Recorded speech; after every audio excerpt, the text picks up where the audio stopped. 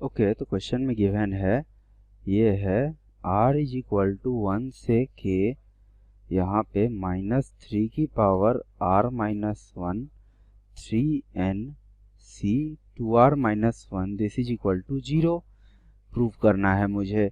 और k कहा है, k is equal to 3n/2 और n कहा है एक इवन इंटीजर है, तो मैं n को लिख सकता हूँ 2m where m is an integer. तो k क्या हो जाएगा, basically k is equal to 3 into 2m/2। तो ये कितना आ गया, k आ गया मेरा 3m। ओके, तो अब फिर इस इक्वेशन को अगर मैं ओपन कर दूं तो देखते हैं क्या आता है।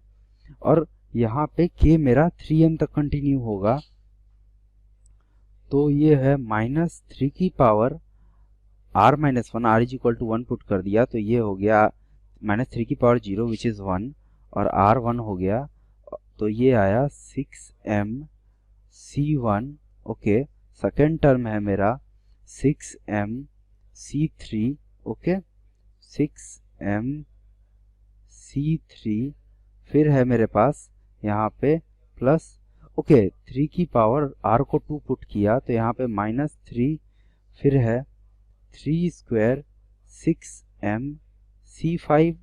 ओके, से लेकर ये कंटिन्यू हो रहा है, k मेरा 3m है, तो ये आ गया लास्ट टर्म -3 की पावर, यहाँ पे प्लस होगा, ये हो जाएगा -3 की पावर 3m-1 इंटू ये हो गया 6m 2 टाइम्स ऑफ r यानी 6m-1। ओके, तो इसका समेशन बेसिकली मुझे फाइंड करना है, तो मैं क्या करूँगा। ओके, तो यहाँ पे बेसिकली आप देख रहे हो ये 3 की पावर 1 है, ये 3 की पावर 2 है, बट चूंकि यहाँ बेस में मेरा पावर ये 3 है, ये 5 है, तो इसे थोड़ा सा मैनिपुलेट करना पड़ेगा ताकि एक कॉमन फॉर्म आ सके। तो मैं क्या करता हूँ, 1/√3 से मल्टीप्लाई डिवाइड कर देता हूँ, तो ये आ गया मेरे पास 6mc1√3 माइनस 6mc3, इसको मैं लिख देता हूँ √3 की पावर 3 प्लस ये हो गया 6mc5 और ये हो गया मेरे पास √3 की पावर 5। ओके, से लेकर ये लास्ट टर्म आ जाएगा मेरे पास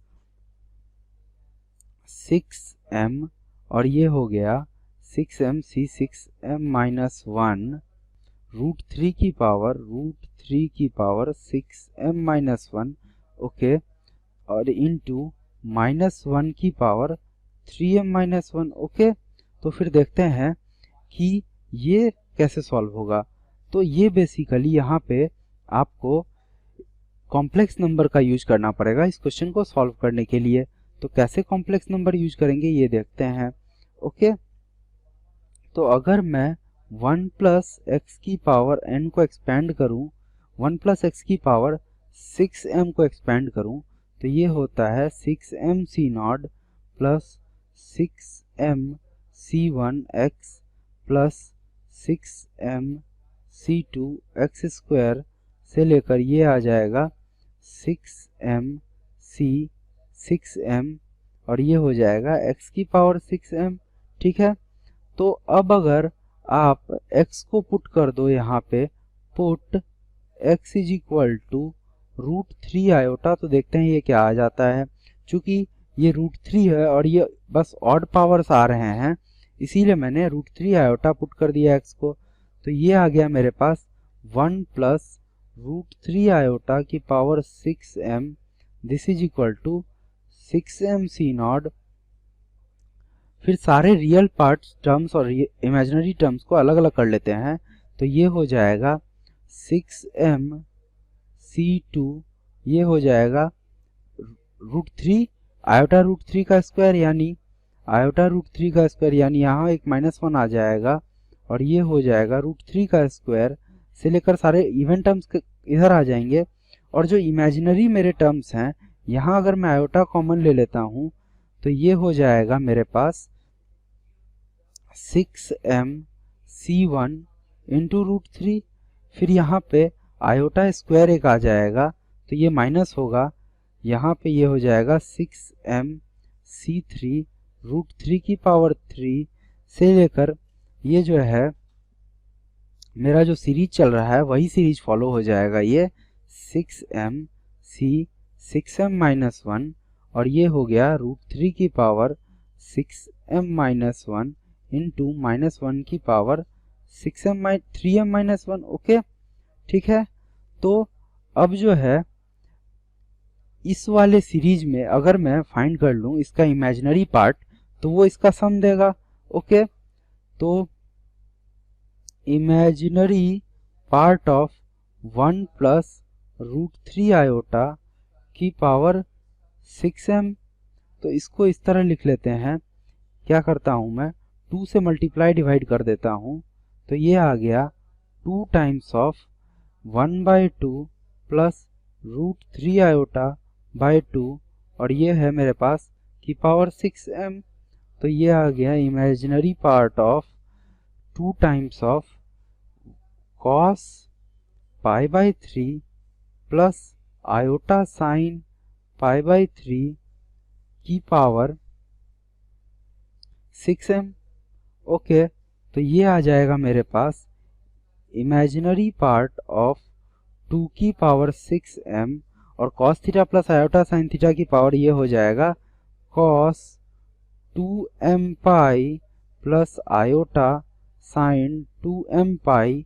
ओके, तो अगर अब मेरा m इंटीजर है तो ये वाली टर्म तो 0 हो जाएगी, साइन 2m पाई 0 हो जाएगा, तो ये इसमें आ जाएगा इमेजिनरी और ये हो जाएगा मेरा 1, तो ये होगा इमेजिनरी पार्ट ऑफ 2 की पावर 6m।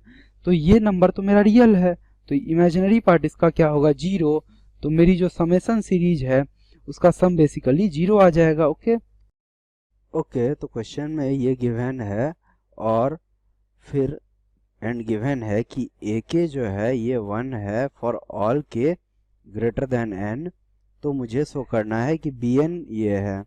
ठीक है, तो मैं क्या करता हूँ, इसको थोड़ा सिंप्लीफाई कर लेता हूँ और पुट कर देता हूँ x माइनस, चूँकि bn फाइंड करना है तो x-3 को लेट से y पुट कर देते हैं, तो x-2 क्या हो जाएगा, ये हो जाएगा मेरा y+1। तो ये अब आ गया मेरे पास सिग्मा r = 0 से 2n, ये है AR y+1 की power r, this is equal to sigma r = 0 से 2n, ये हो गया BR y की पावर r। ओके, तो अब इस वाली एक्सप्रेशन को अगर मैं ओपन कर दूं तो ये क्या आता है ये देखते हैं।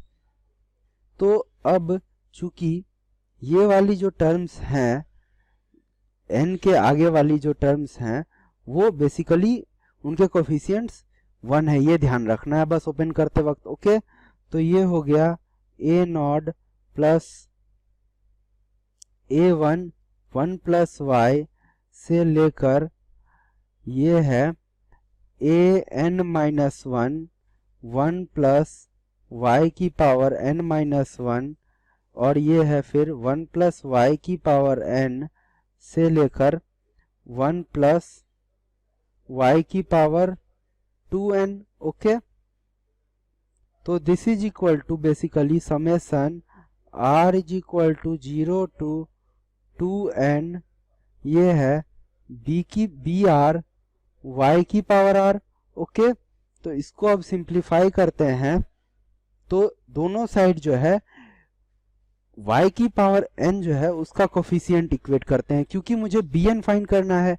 तो bn क्या है, इधर y की पावर n का कोफिशिएंट है, तो अब ये क्या हो जाएगा 1 प्लस y की पावर n माइनस वाली y की 1 प्लस y की पावर n-1 वाली टर्म्स तो y की पावर n में कंट्रीब्यूट नहीं करेंगे क्योंकि हाईएस्ट पावर इनका y की पावर n-1 होगा।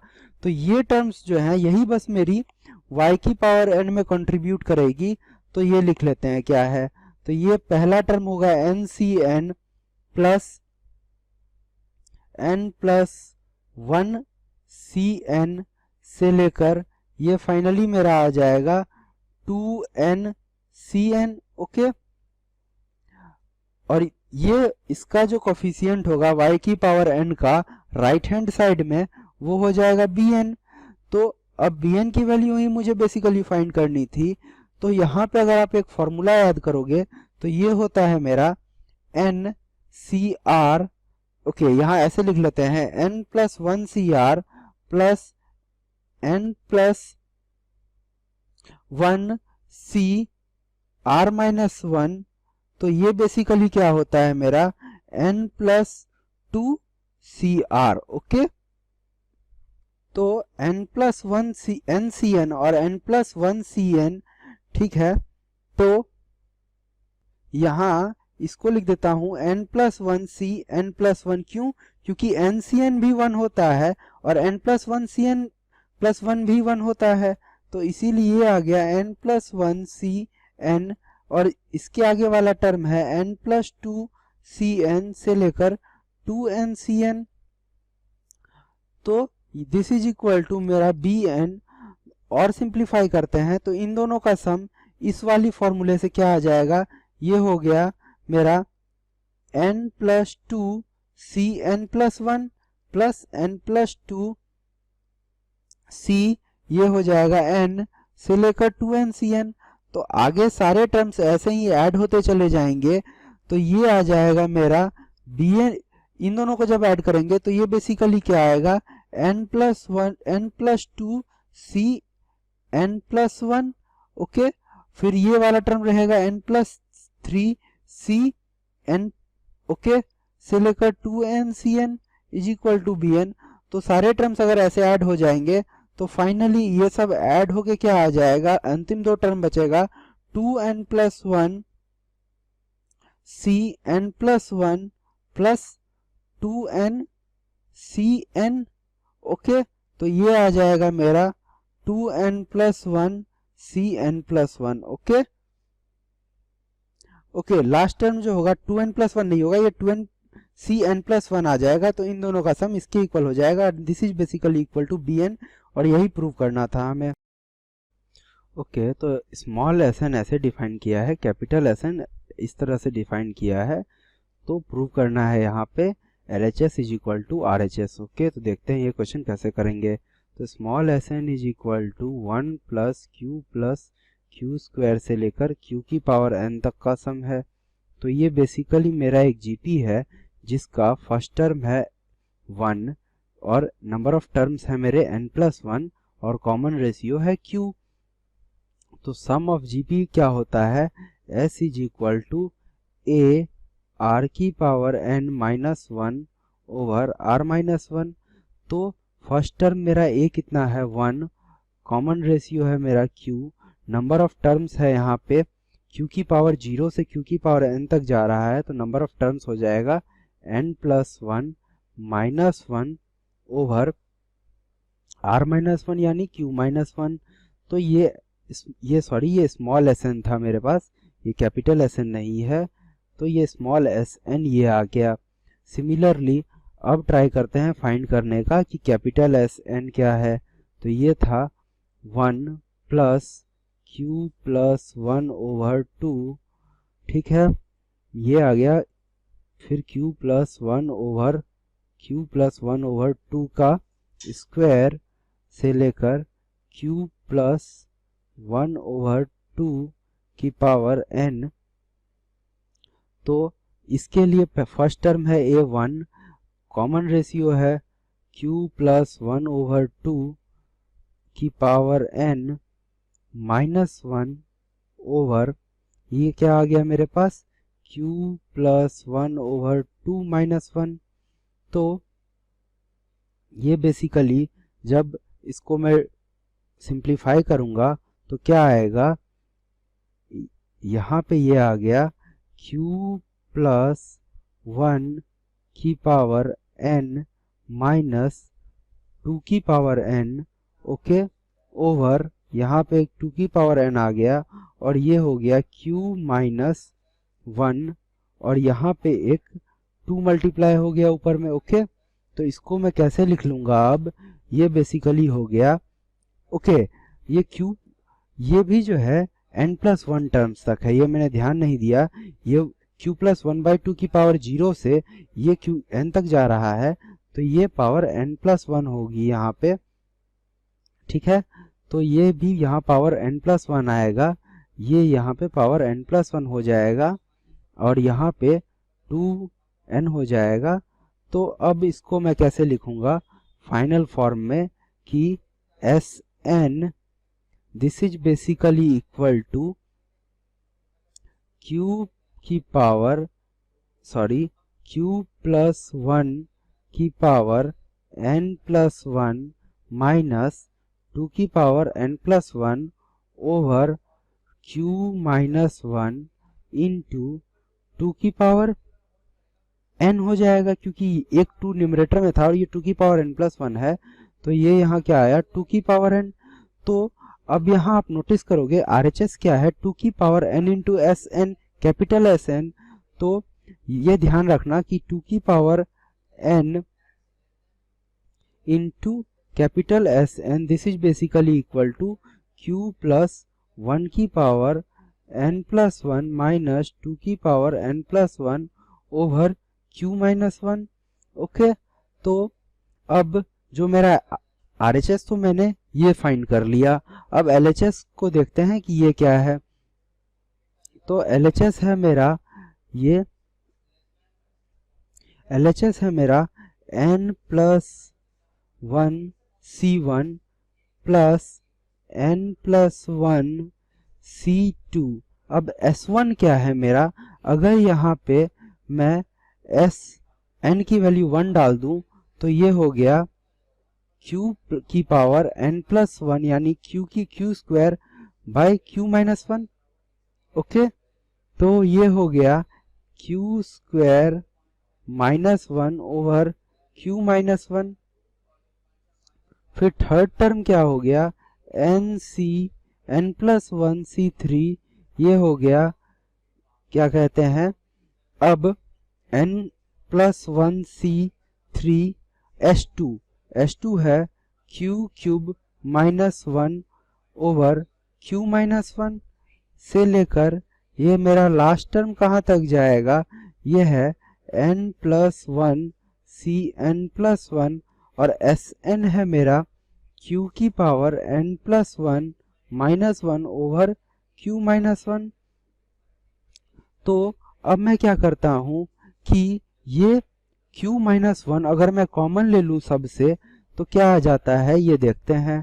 तो 1 ओवर q माइनस 1 अगर सबसे कॉमन ले लिया मैंने तो ये हो गया मेरे पास n plus 1 C1 q plus 1, okay sorry q minus 1 common लिया था, ये होगा q minus 1 okay plus n plus 1 C2 q square minus 1 से लेकर ये हो गया n प्लस 1 Cn प्लस 1 और ये है q की power n plus 1 minus 1।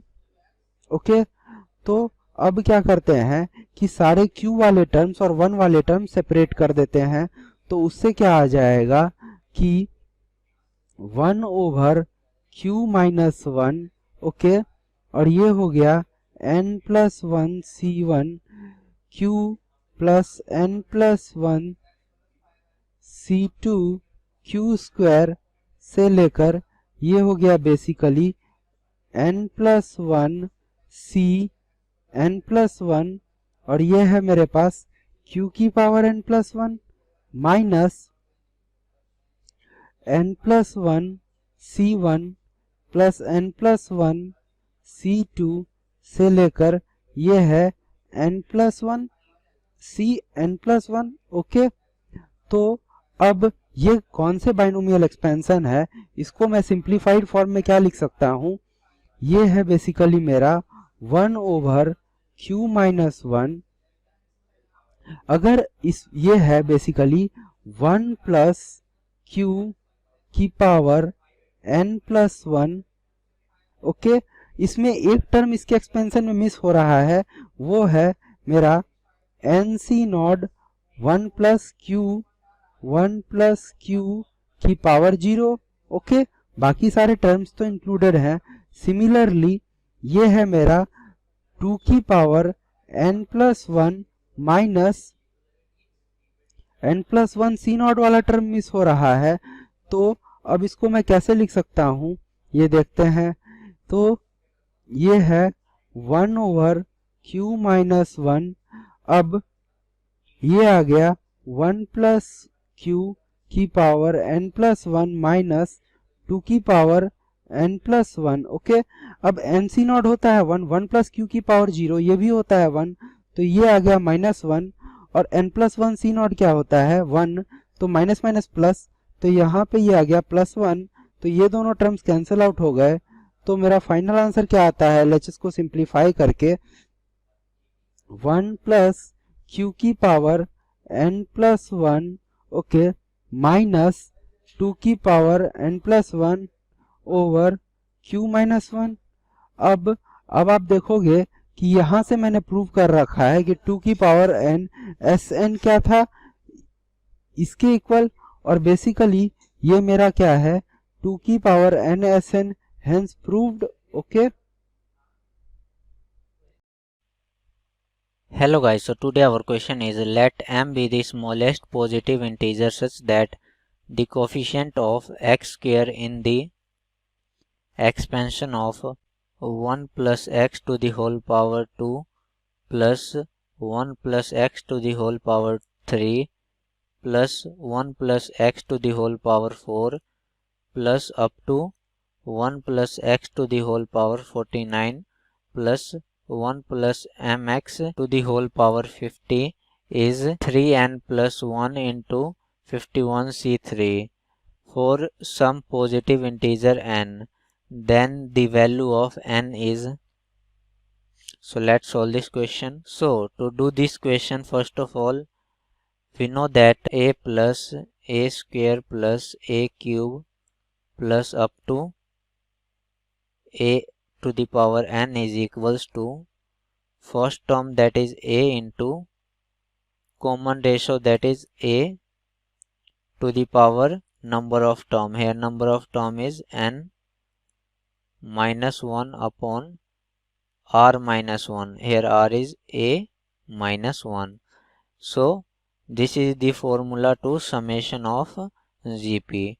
Here we will use this formula. Okay, so we have given 1 plus x square plus 1 plus x cube plus 1 plus x to the power 4 plus up to 1 plus x to the power 49 plus 1 plus mx to the power 50. Here we can see that from this term to this term there is an GP. Okay, and 1 plus x to the whole square is its first term and common ratio is 1 plus x. Okay, so I can write its summation as first term, that is 1 plus x square into r to the power n, that is common ratio to the power n, 1 plus x to the power, here n is 48 because it starts from to power 2 ends at 49.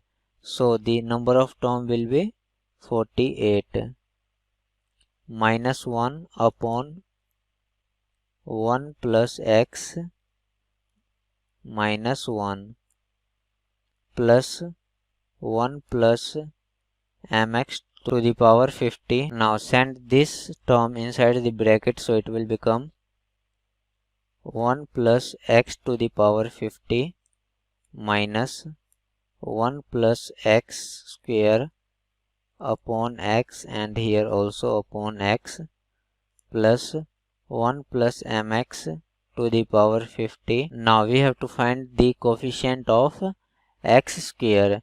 Here we can see that in denominator there is x, so we will find the coefficient of x cube here, because one x will cancel out with this and that x cube will become x square. Okay, so the coefficient of x cube in this term is 50c3. Here we can see that in numerator the maximum power of x is 2 and in denominator there is 1x. So the maximum power of overall this term is x to the power 1. So from here we can't get x square. Okay, now from here the coefficient of x square is 50 c2 into m square, and this is given as 3n plus 1 into 51c3. We can write 50c3 as 50 into 49 into 48 upon 3 into 2 into 1, plus 50c2 can be written as 50 into 49 upon 2 into m square is equals to 3n plus 1 into, here 51c3 can be written as 51 into 50 into 49 upon 3 into 2 into 1.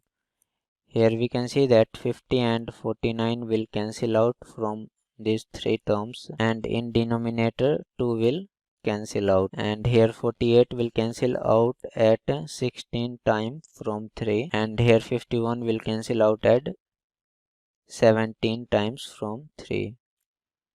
So this will be equals to 16 plus m square is equals to 51n plus 17. So m square is equals to 51n plus 1. Here we can see that m is the smallest positive integer. So here we will put the smallest value of n, for which m will become an integer. So by hit and trial, the smallest value of n is equals to 5, because when we will put n is equals to 5, then it will be m square is 255 plus 1, which is equals to 256, and it is square of 16. So m will be equals to 16 and n is equals to 5. In question we have asked the value of n. So the value of n is 5, and this is our answer. So thank you guys, thank you for watching this video. Okay तो इसमें coefficient of x की power 9 find करना है। तो ये है 1 plus x into 1 plus x square. Okay, फिर है 1 प्लस एक्स क्यूब से लेकर ये हो गए 1 प्लस एक्स की पावर 9। यहाँ तक के टर्म्स तो मेरे काम के हैं। बाकी टर्म्स में जो है x की पावर 10 आएगा, x की पावर 11 आएगा, वो सब टर्म्स से मुझे जो है मेरे x की पावर 9 के कोफिशिएंट्स में वो नहीं काउंट करेंगे, क्योंकि उनकी पावर ऑलरेडी उससे हाइयर है। तो ये 1, ओके, जो बाकी टर्म्स होंगे उनसे बस 1 ही मेरा मल्टीपल में काम आएगा। तो अब यानी बस इतने में मुझे x की पावर 9 का कोफिशिएंट चाहिए। तो ठीक है, अब पहला जो टर्म है यहाँ पे उसको मैं ले लेता हूँ x की पावर 0। तो अब देखते हैं कौन कौन सा कॉम्बिनेशन बैठ सकता है मेरे पास। तो अगर यहाँ पे इसको मैंने 1 कर दिया, तो 1 से मल्टीप्लाई कर दिया, तो ये हो जाएगा मेरे पास 4 5। ओके, फिर होगा क्या हो जाएगा 3 6 2 7 1 8। ओके, और ये हो गया मेरे पास 9 0। ओके, तो ये कॉम्बिनेशंस जो हैं इनके करस्पॉन्डिंग, चूंकि अब सब जगह x का कोफिशिएंट 1 है, क्योंकि ओके x का कोफिशिएंट x स्क्वायर का कोफिशिएंट से लेकर सबका कोफिशिएंट 1 है, तो जब ये मल्टीप्लाई होंगे तो ये बेसिकली 1 प्लस 1 प्लस 1 प्लस ये कितने टर्म्स है टोटल 5 टर्म्स हैं, तो प्लस 1 5, तो इससे के करस्पॉन्डिंग 5 टर्म्स आ जाएंगे। ठीक है, अब मैं फिक्स कर देता हूँ x की पावर 1 अगर मैंने बाहर ले लिया तो मुझे अब 8 चाहिए। तो 8 कैसे कैसे आ सकता है मेरे पास 1 7। ओके, फिर क्या आ सकता है 2 6 3 4। Okay, sorry 3 5। ओके, और 4 4 नहीं हो सकता है, तो इसके करस्पॉन्डिंग 3 केस आएंगे। जब x क्यूब इंटू एक्स की पावर 5 इंटू एक्स की पावर 1, यहाँ x की पावर 1 इंटू एक्स की पावर ओके 1 7 नहीं हो सकता है। क्यों नहीं हो सकता है? क्योंकि एक बार मैंने 1 ऑलरेडी ले लिया तो मैं 1 नहीं ले सकता हूँ, यानी ये केस भी गलत है। तो 2 8 2 6 और 3 5 ही आएगा। तो यहाँ दो केस आएंगे, इसका कोफिशिएंट भी 1, इसका कोफिशिएंट भी 1, तो ये हो जाएगा 1 2 एंड 6। ओके, फिर 4 4 आएगा बट वो भी वैलिड नहीं होगा, और 5 3 फिर से रिपीट हो जाएगा। ठीक है, अब मैं x की पावर 2 अगर फिक्स कर देता हूँ बाहर में, तो मुझे 7 चाहिए। तो 7 कैसे कैसे आ सकता है? 3 4 ओके, और 2 5 भी अलाउड नहीं है, क्योंकि 2 जो है वो मेरे पास बस एक ही बार है यहाँ पे। तो इसके में एक केस है 2 3 4, तो ये हो गया 1। ओके, और अब अगर x क्यूब वाला जो टर्म है वो यहाँ पे ऑलरेडी आ चुका है, तो बस मेरे कितने पेयर्स होंगे? मेरे जो पेयर्स होंगे वो होगा x की पावर 0, और यहाँ पे होंगे x की पावर 4 इंटू एक्स की पावर 5, प्लस ये होगा x की पावर 3, x की पावर 6 से लेकर जहाँ तक मैंने लिख रखा है x की पावर 9। ओके, ये वाला टर्म, तो इसके करस्पॉन्डिंग ही वैल्यूज ये आ गई 5। ओके, अब जो है जहाँ पे x की पावर 1 पहले ही फिक्स कर दिया था, यहाँ पे बस दो वैल्यूज थी, एक्स स्क्वायर इंटू एक्स की पावर 8, और ये हो गया मेरे पास x square sorry x cube into x की पावर 5। तो इसके करस्पॉन्डिंग दो वैल्यूज, और फिर x की पावर 2 जब पहले फिक्स कर दिया था तो इसके करस्पॉन्डिंग एक वैल्यू x की पावर 3 इंटू एक्स की पावर 4, तो ये हो गया 1। तो टोटल कोफिशिएंट का सम कितना है? सम ऑफ कोफिशिएंट ये है 5 plus 2 plus 1, this is equal to 8। Okay, तो ये मेरी सम ऑफ क्योंकि सारे कोफिशिएंट जो हैं वो बेसिकली 1 है। ओके, यहाँ भी 1 है, तो सम जो है बस 8 आ जाएगा। ओके, हेलो फ्रेंड्स, हमें क्वेश्चन सॉल्व करते हैं। The coefficients of the 3 consecutive terms of 1 plus x to the power n plus 5 are in the ratio of 5:10:14, then n is equal to. So हमें n की value find out करनी है। सो हम इसको solve करते हैं। सो हमें क्या गिवन है? हमें 3 consecutive terms of 1 plus x to the power n plus 5, तो हम 3 कंसेक्यूटिव टर्म्स हम मान लेते हैं n plus 5 C R minus 1। जब हम इसको एक्सपेंड करेंगे तो हम इसको ऐसे ले सकते हैं, ratio n plus 5 C R ratio n plus 5 C of r plus 1। ये हम 3 कंसेक्यूटिव टर्म्स हो गए, क्योंकि हमारे हम देख सकते हैं r माइनस 1 r और r प्लस 1 ये कंसेक्यूटिव टर्म्स है हमारे, और इनका रेशियो में क्या गिवन है? 5:10:14। सो अब हम क्या करते हैं? हम पहले फर्स्ट टू इक्वेशन को कंपेयर करते हैं। सो यहाँ से हम क्या ले सकते हैं? N C 5 plus n plus 5 C R upon n plus 5 C of r minus 1। इसका रेशियो हमें कितना गिवन है? ये हमें गिवन है 10/5, एंड और हमें क्या गिवन है? n plus 5 C of r plus 1 upon n plus 5 C R. इसका रेशियो हमें कितना गिवन है? ये हमें गिवन है 14/10। सो अब इन दोनों को हम एक्सपेंड करते हैं। सो NCR का फॉर्मूला क्या होता है हमारे पास? हम देख लेते हैं। NCR का फॉर्मूला हमारे पास होता है n factorial upon n minus r का whole factorial into r factorial. So ये हमारे पास इक्वेशन होती है। सो अब हम इसको एक्सपेंड कर लेते हैं तो हमारे पास क्या आएगा? यहाँ से हम ले सकते हैं n प्लस 5 का होल फैक्टोरियल अपॉन, यहाँ पे क्या आ जाएगा हमारे पास? r फैक्टोरियल इंटू, यह आ जाएगा हमारे पास n plus 5 minus of r का होल फैक्टोरियल। ये इक्वेशन आ जाएगी हमारे पास। और डिनोमिनेटर में क्या आ जाएगा हमारे पास? डिनोमिनेटर में आ जाएगा n प्लस 5 का होल फैक्टोरियल अपॉन, यहाँ पे आ जाएगा n plus 5 minus of r plus 1 का whole factorial into r minus 1 का होल फैक्टोरियल। और इसका रेशियो हमें कितना गिवन है? ये हमें गिवन है 10/5। सो 10/5 की वैल्यू होती है 2। सो n प्लस 5 यहाँ से कैंसिल आउट हो जाएगा हमारे पास। जब हम इसको सॉल्व करेंगे तो हमारे पास क्या इक्वेशन आ जाएगी? यहाँ से हम ले सकते हैं n plus 5 minus of r plus 1 upon r is equal to 2। So हम एक काम करते हैं, इसको इक्वेशन नंबर 1 कंसिडर कर लेते हैं। सो फर्स्ट इक्वेशन हमारे पास ये आ जाएगी n plus 5 minus of r plus 1 upon r is equal to 2। और अब हम एक काम करते हैं, सेकंड इक्वेशन फाइंड आउट कर लेते हैं। सेकंड इक्वेशन हमारी इस वाली इक्वेशन से आएगी। सो इसको क्या लिख सकते हैं हम, n+5 का फैक्टोरियल अपॉन, यहाँ पे क्या आ जाएगा, r+1 का whole factorial upon n+5 minus of r minus of 1 का होल फैक्टोरियल। और डिनोमिनेटर में क्या आ जाएगा हमारे पास, डिनोमिनेटर में आ जाएगा हमारे पास n+5 का होल फैक्टोरियल अपॉन, यहाँ पे क्या आ जाएगा, r factorial into n+5 minus of r का फैक्टोरियल इक्वल्स टू 14/10, जिसकी वैल्यू कितनी होती है 7/5। सो n+5 हमारा कैंसिल आउट हो जाएगा। सो यहाँ से हमारे पास क्या इक्वेशन आ जाएगी, इक्वेशन नंबर 2 हम यहाँ पे लिख लेते हैं, n+5 minus of r+1 plus 1 upon r+1 equals to 7/5। हम इसको इक्वेशन नंबर 2 कंसिडर कर लेते हैं।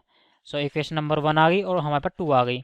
सो 1 और 2 को अब हम सॉल्व करते हैं। सो हमारे पास क्या आएगा, n+5 माइनस r+1, इसकी वैल्यू कितनी हो जाएगी, ये हमारे पास आ जाएगी n minus R plus 6 upon r is equal to 2। या यहाँ से हम क्या लिख सकते हैं, इसको हम लिख सकते हैं n+6 is equal to 2r plus r, that will be 3r। और इसको जब हम सॉल्व करेंगे तो हमारे पास क्या आएगा, n+6 अपॉन, यहाँ पे क्या आ जाएगा हमारे पास r+1 इक्वल्स टू, ये जब हम यहाँ पे n+6 हो गया हमारे पास, और यहाँ पे क्या टर्म्स बच जाएगी हमारे पास, हम यहाँ से देख सकते हैं 1 और 1 तो हमारा कैंसिल आउट ही हो जाएगा। सो इसको हम ऐसे लिख सकते हैं, यहाँ पे हम इसको लिख सकते हैं n+5 minus of r minus of 1 plus 1 upon r+1 equals to 7/5। So यहाँ से 1 और 1 हमारा कैंसिल आउट हो गया। सो हम क्रॉस मल्टीप्लाई कर देते हैं इसको, तो इसको क्या लिख सकते हैं, n+5 minus of r upon r+1 is equal to 7/5। अब हम इसको क्रॉस मल्टीप्लाई करते हैं तो क्या आएगा, 5n plus 25 minus of 5r is equal to 7r plus 7। या हम अब इसको कैसे ले सकते हैं, 5n प्लस 25 इक्वल्स टू कितना आ जाएगा, 12r प्लस 7 आ जाएगा। सो जब हम इसको सॉल्व करेंगे तो हमारे पास क्या आएगा, यहाँ से हमारे पास वैल्यू आ जाएगी, हम यहाँ से एक काम करते हैं, 5 कॉमन आउट ले लेते हैं। सो यहाँ से हमारे पास बचेगा n+5 इक्वल्स टू, यहाँ पे हमारे पास क्या आ जाएगा, यहाँ पे आ जाएगा हमारे पास 12r प्लस 7। या हम एक काम करते हैं, यहाँ से 25 को हम स्प्लिट कर लेते हैं। हम इसको ऐसे ले सकते हैं 5n प्लस 20। अब हम क्या करते हैं, हम n+6 is equal to 3r, इस इक्वेशन को हम इस वाली equation 5n plus 25 equal to 12r plus 7 इसमें हम पुट कर देंगे। सो हमारे पास क्या आएगा, यहाँ पे हम ले सकते हैं 5 times of n plus 25 equals to 12 times of r की वैल्यू कितनी है हमारे पास, r की वैल्यू हमारा n+6/3, n+6/3 और प्लस का 7 आ जाएगा। सो यहाँ से 3 से 12 कैंसिल आउट हो जाएगा 4 टाइम्स, तो 5n plus 25 is equal to 4n plus 24 plus 7। So यहाँ से हमारे पास क्या आ जाएगा, यहाँ पे आ जाएगा n plus 1 is equal to 7, या n की वैल्यू हमारे पास कितनी आ जाएगी, n की वैल्यू आ जाएगी 6। सो n की वैल्यू 6 आ गई। सो यहाँ पे n की वैल्यू 6 पुट कर देते तो r की वैल्यू कितनी आ जाएगी, 12/3, दैट विल बी 4। सो ये दोनों हमारे क्या हो जाएंगे, दोनों आंसर हो जाएंगे। Okay, thank you.